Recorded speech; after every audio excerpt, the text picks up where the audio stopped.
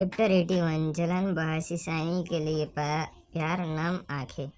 रविकांत जी को भी जलन हो रही थी। आखिरकार ईशानी उनकी पोती थी, पर ये सब उसके लिए लड़ रहे हैं, जबकि 4 सालों से अपनी पोती को देखने के लिए तरस रहे थे। प्रिया तो गुस्से से आग बबूला हो रही थी कि आखिरकार क्यों ये सब ईशानी से इतना प्यार करते हैं। आखिर ऐसा क्या खास है उसमें। अविनाश जी की बात सुनकर देवेंद्र जी गुस्से से बोले, नहीं चुराया का क्या मतलब? मैंने तुझे ही तो बोला था कि मैंने अपनी पोती की जन्मदिन की पूजा इस साल अपने घर में रखना चाहता हूँ। जरूर मेरी बात सुनकर ही तूने पहले सब कुछ तैयार कर लिया होगा। हाँ तो क्या हुआ, अगर मैंने पहले ही सब कुछ तैयार कर लिया तो वे मेरी पोती है, पर हक है मेरा। ऊपर से ये पहली बार था जब मेरी पोती की जन्मदिन की पूजा यहाँ होने वाली थी, तो मैंने तैयारी करके क्या गलत किया?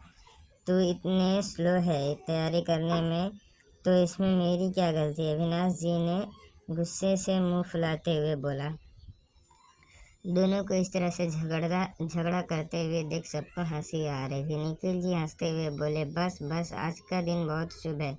आज मेरी गुड़िया का जन्मदिन है, इसीलिए आप आज के लिए तो मत लड़ाई कीजिए, वरना मैं अभी गुड़िया को नीचे बुलाता हूँ ताकि वे देख सके कि उसके दोनों प्यारे दादाजी आज के दिन भी कैसे लड़ाई कर रहे हैं। निखिल जी की बात सुनकर दोनों एकदम से चुप हो गए। फिर भी अभी भी दोनों एक दूसरे को घूर रहे थे। उन दोनों को अभी भी एक दूसरे को घूरते हुए देख राजेंद्र जी सीढ़ियों की तरफ देखकर बोले, मेरी प्यारे इशू बच्ची, तुम आ गई। राजेंद्र जी की बात सुनकर अविनाश जी और दोनों सकपका गए। दोनों ने एक दूसरे से नजर हटा ली और मुस्कुराते हुए सीढ़ी की तरफ देखने लगे, पर ये क्या, ईशानी तो कहीं नहीं दिखी। ईशानी को ना देखकर दोनों समझ गए कि इस राजेंद्र ने जरूर उनके साथ ट्रिक खेला है। उन्हें इस तरह एक पल में गुस्से के बदलना अपने चेहरे पर स्माइल लाते हुए देख सब हंसने लगे। सुकेत जी के साथ साथ आरती जी और चारों भाइयों को भी हंसी आ गई कि कैसे ईशानी के नाम सुनते ही दोनों एक पल में बदल गए और गुस्से के बदले उनके चेहरे पर स्माइल आ गई। वहीं प्रिया तो इस सब से कुढ़ रही थी। उसे बिल्कुल भी अच्छा नहीं लग रहा था ये सब ईशानी के इतने नज़दीक है। सबको ऐसे हंसते हुए देख दोनों ने अब एक दूसरे को छोड़कर राजेंद्र जी को गुस्से से घूरा। फिर बाकी सब पर चाहकर भी कोई अपनी हंसी नहीं रोक पा रहा था।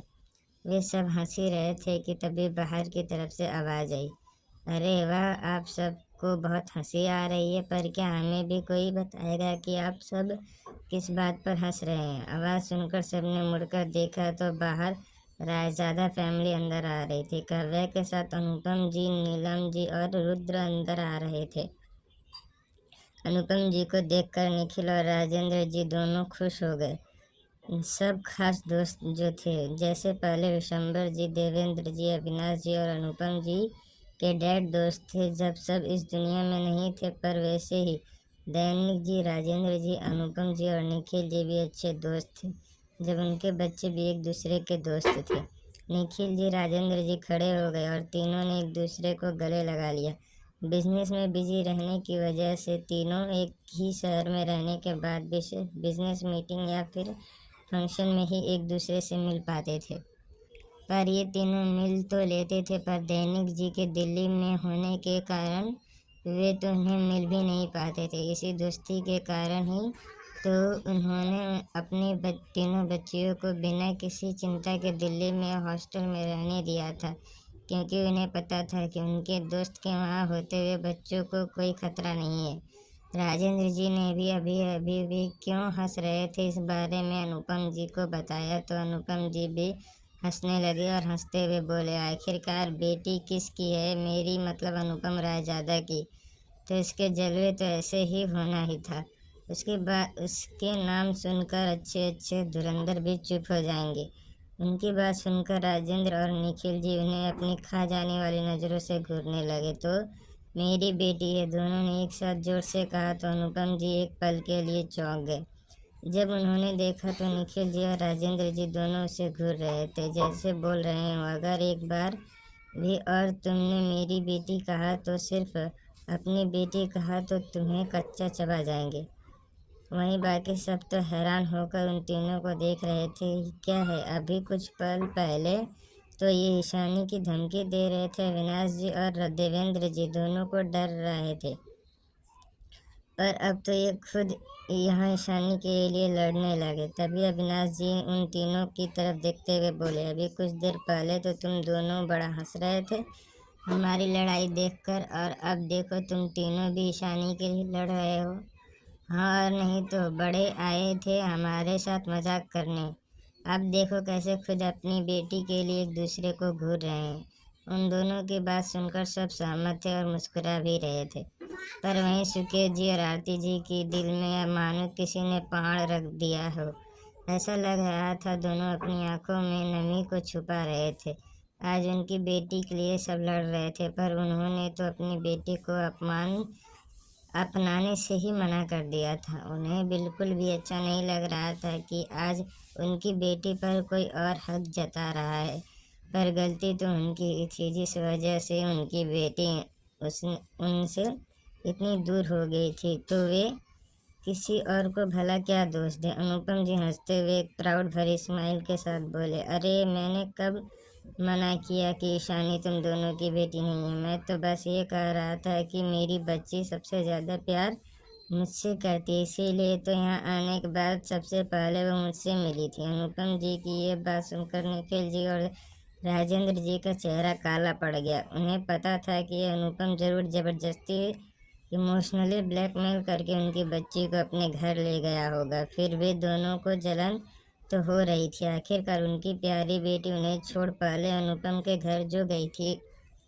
उन दोनों की जलन और गुस्से से भरा चेहरा देखकर अनुपम जी सेटिस्फेक्शन से मुस्कुराते हुए उनकी जले पर नमक छिड़कते हुए बोले, मुझे पता है तुम दोनों थोड़े दुखी होंगे।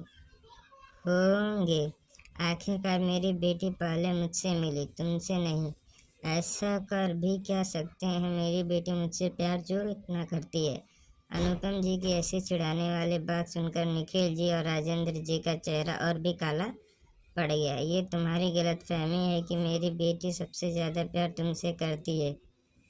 मेरी बेटी सबसे ज़्यादा प्यार मुझसे करती है। ज़रूर तुमने उसे इमोशनल ब्लैकमेल किया होगा तुम्हें मिलने के लिए और घर जाने के लिए, निखिल जी चिढ़ते हुए बोले। राजेंद्र जी भी उनकी बात से सहमत होते हुए बोले, हाँ बिल्कुल, ज़रूर तुमने ही मेरी बच्ची को ज़बरदस्ती मिलने के लिए ब्लैकमेल किया होगा।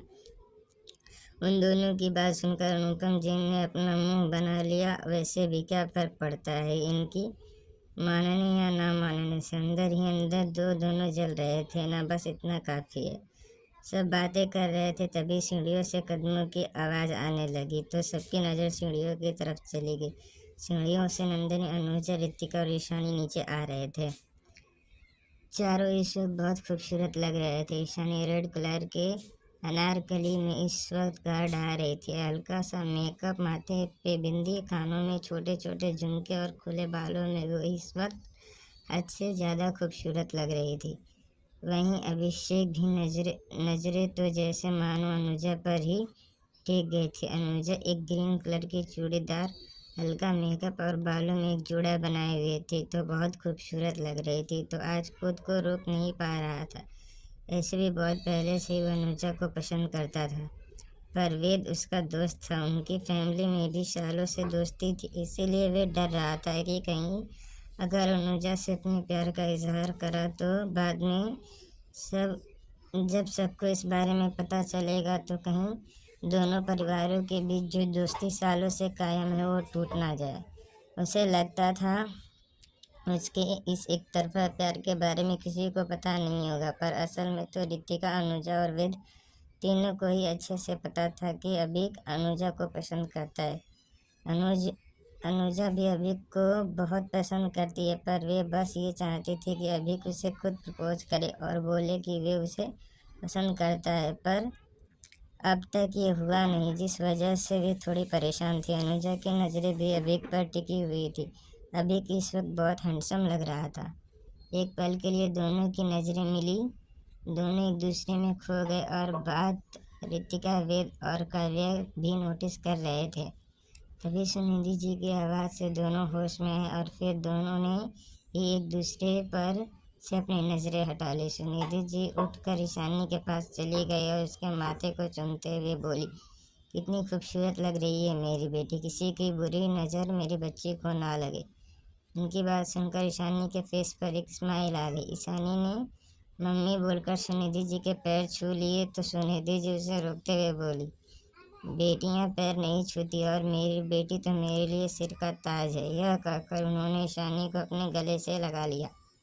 ईशानी उन्हें देखकर एक प्यारी से स्माइल की। तभी पूर्णिमा जी उनके पास आकर अपने मुंह फुलाकर बोली, क्या तुम्हें मेरी याद नहीं आती? क्या तुम्हें सिर्फ अपनी एक मम्मी की याद है? उनकी बच्चों जैसी शिकायतों देखकर उन्हें मुंह फुलाते हुए देख ईशानी के फेस पर स्माइल आ गई। ईशानी ने उन्हें भी हक कर लिया और बोली, बिल्कुल नहीं मम्मा, मैं भला आपको कैसे भूल सकती हूँ। ईशानी की प्यार भरी बातें सुनकर तेजस्वी पूर्णिमा जी का गुस्सा एक पल में शांत हो गया। वह ईशानी के सिर को प्यार से सहलाते हुए बोली, मुझे पता था मेरी बच्चा मुझे ज़्यादा प्यार करती है। वहीं उनकी ये प्यार भरा पल देखकर तो सब खुश थे, सिर्फ मेरा फैमिली को छोड़कर। सुकेत जी और आरती जी की आंखें नम थी और आरती जी को भी बहुत बुरा लग रहा था ये देखकर कि उनकी बेटी आज उनके सामने ही किसी और को मम्मा बुला रही है, जबकि ये हक उनका था। आज के लिए इतना ही दोस्तों।